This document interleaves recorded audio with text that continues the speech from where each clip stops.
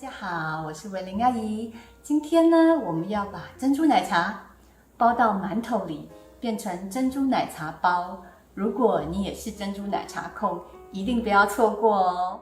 这次我是用黑糖道的黑糖来做这个珍珠。这次黑糖珍珠的做法呢，跟上回有一点不同，我觉得更简单，就是把黑糖、水还有2勺的木薯粉，搅拌均匀之后，大火蒸10分钟。蒸好之后呢，就是这个样子，很粘稠。然后呢，每一次加入大约2大勺的木薯粉，搅拌均匀。千万不要加太多，就这样少量多次的加入木薯粉。大约加了3-4次之后呢，你就可以把这个木薯粉的面团倒到案板上，把剩余的木薯粉呢都倒下去，一直搓揉到它成一个很光滑的面团。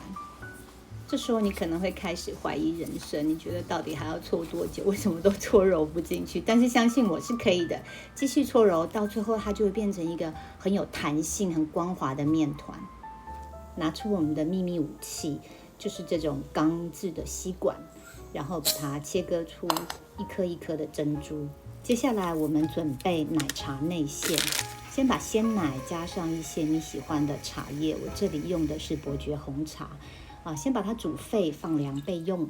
加入蛋黄、细砂糖、一点点盐、奶茶、玉米粉，还有澄粉。如果没有澄粉的话，可以用低筋面粉来代替。搅拌均匀之后呢，中小火加热到它开始粘稠呢，你就放入奶油，继续的搅拌，直到它开始浓稠成团。奶茶内馅放凉之后呢，放入冰箱，等一下会比较好操作。水煮沸之后呢，加入黑糖珍珠。这个做法呢，跟我上一个视频是一样的，我会把连结留在右上方。1/3杯的黑糖加入1/3杯的水，把它煮沸，一直到它浓稠。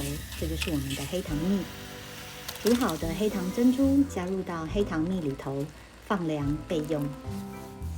20公克的奶茶内馅包入15公克的黑糖珍珠，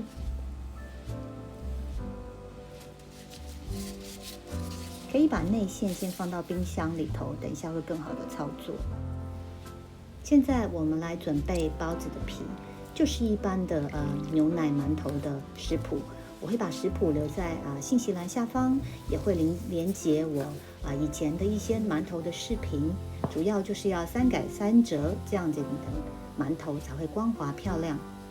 这次呢，我是先让馒头的面团发酵到2倍大，然后压出大气泡，再用擀面杖把它擀成一个非常光滑的面团。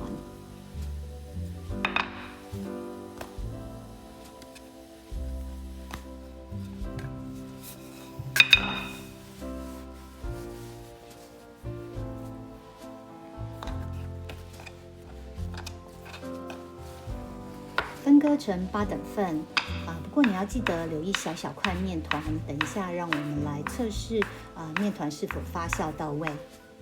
包入珍珠奶茶内馅，最好不要使用包子打折的方法来包，因为你下面可能会有太多的皮，会影响口感。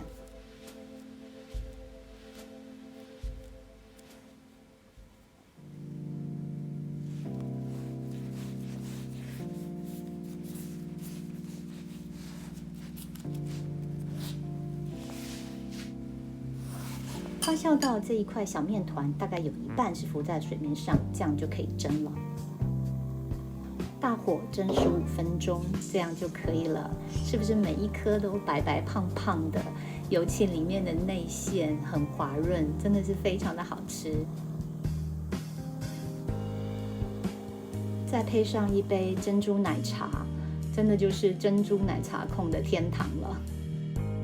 如果你喜欢今天的视频，请帮我点赞，并且订阅我的频道。我们下次再见，拜拜。